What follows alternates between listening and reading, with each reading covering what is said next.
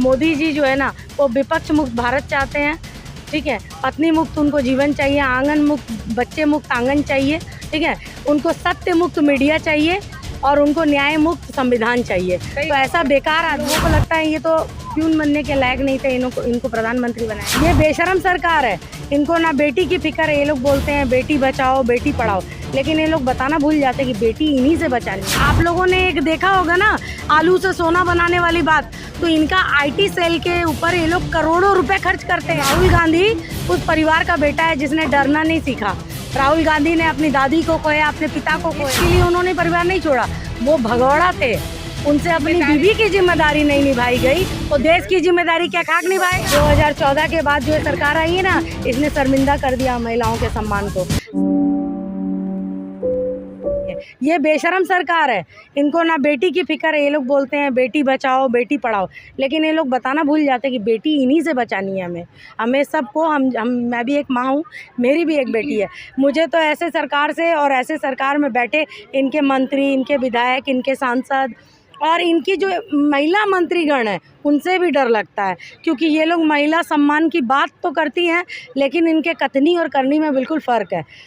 स्मृति ईरानी जी को राहुल गांधी जी का उड़ता हुआ फ्लाइंग किस दिखा, लेकिन उनको जलता हुआ मणिपुर नहीं दिखा। मणिपुर में 2 महिलाओं को नग्न करके पूरे समुदाय द्वारा घुमाया गया, उसके साथ बलात्कार किया गया, उसके भाई की, उसके पिता की हत्या की गई। उस पर मैं स्मृति ईरानी एक शब्द नहीं बोली, इतनी बेशरम है। में किस करना क्या सही उन्होंने किस किया ही नहीं, उन्होंने कुछ और किया। इनको आप लोगों ने एक देखा होगा ना आलू से सोना बनाने वाली बात, तो इनका आईटी सेल के ऊपर ये लोग करोड़ों रुपए खर्च करते हैं राहुल गांधी की छवि को खराब करने के लिए। लेकिन राहुल गांधी उस परिवार का बेटा है जिसने डरना नहीं सीखा। राहुल गांधी ने अपनी दादी को खोया, अपने पिता को खोया, तो वो लोग डरना नहीं जानते। हम लोग गांधी परिवार के हैं, हम लोग महात्मा गांधी के आदर्शों को लेके चलते हैं, हम लोग डरना नहीं जानते हैं। मोदी जी ने भी तो देश के लिए परिवार छोड़ दिया, 30 साल भिक्षा मांग के देश के लिए तो नहीं छोड़ा। मोदी जी ने परिवार इसलिए नहीं छोड़ा कि वो देश के लिए जिम्मेदारी, मतलब देश के लिए उन्होंने परिवार नहीं छोड़ा।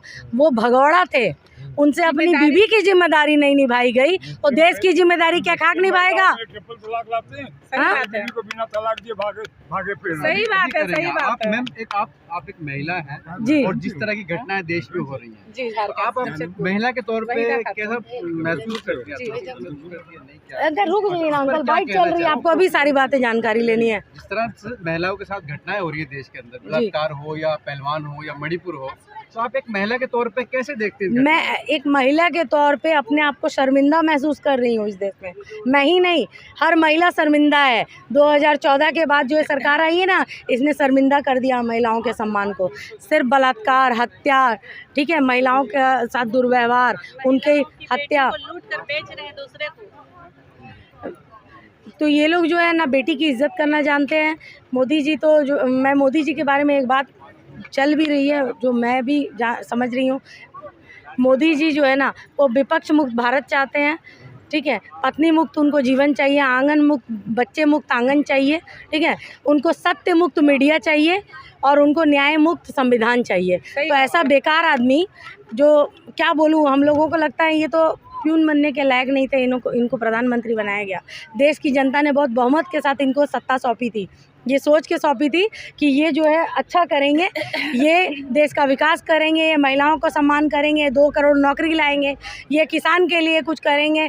ये जिस वादे के साथ ये सत्ता में आए थे पूर्ण बहुमत के साथ, इन्होंने उसमें से एक वादा भी पूरा नहीं किया। इन्होंने किसान को चोट किया। वो किसान जो हमारे देश को अन्न उगा के देता है, जो बेचारा वो किसान जो जिसके घर में खुद की कमी रहती है, ठीक है, उसको उसका उचित मूल्य तक नहीं मिला। किसान आंदोलन में इतने सारे किसान मर गए, शहीद हुए, इन्होंने एक बार उनसे जाके मिलना जरूरी नहीं समझा। तो आपको लखपति नहीं बनना है क्या? मोदी जी कहे लाल किले से कि 2 करोड़ महिलाओं को जो है लखपति बनाएंगे। मोदी जी आप महिलाओं को सम्मान दे दीजिए, वही बहुत है। लखपति महिलाएं ना, लखपति महिलाएं मेहनत से बन जाएंगी। आपने 15 लाख रुपया का वादा किया था अपने चुनावी घोषणा पत्र में, 2 करोड़ नौकरी का वादा किया था, ठीक है। आपने बेरोज़गारी दूर करने की बात की थी, आपने युवाओं को पकौड़ा तलने पे ला दिया। यहाँ डिग्री लेके युवा जो है पकौड़े तल रहे हैं, वो भी जो पकौड़ा तलने वाला तेल है वो सरसों तेल, वो भी महंगा कर दिया आपने, पकौड़ा भी नहीं तल पाएंगे बेचारे अब। तक रोजगार है। हाँ गैस भी महंगा हो गया। बिल्कुल, पकौड़ा भी रोज़गार है, लेकिन उसके लिए बेचारे युवाओं को पीएचडी की डिग्री या इंजीनियरिंग की डिग्री या एमबीए की डिग्री लेने की तो ज़रूरत नहीं है। जिसको पकौड़ा तलना होगा डायरेक्ट तलेगा ना भाई। इतना उसके माँ बाप लाखों रुपए खर्च करके पढ़ाएंगे, फिर वो पकौड़ा तलेगा तो क्या मतलब बनता है। विकास बोल रहा है, सही बात है। देखिए विकास बोल रहा है मोदी जी का, दरभंगा में एम्स बना रहे हैं। दरभंगा में तो एम्स है ही नहीं। खैर बेचारे की डिग्री फर्जी है, जानकारी भी फर्जी ही होगी ना, इसीलिए। इससे एक सवाल ये आया है कि जैसे अनअकैडमी के एक टीचर ने कहा कि हमें जो है एक पढ़ा लिखा प्रधानमंत्री को वोट करना चाहिए, जी। तो उसकी नौकरी चली गई, इसको कैसे देखते हैं आप? सर इनके खिलाफ तो जो बोलता है ना, राहुल गांधी जी संसद में उठा दिए थे अडानी अंबानी का सवाल कि जो 20,000 करोड़ है वो कहाँ से आया।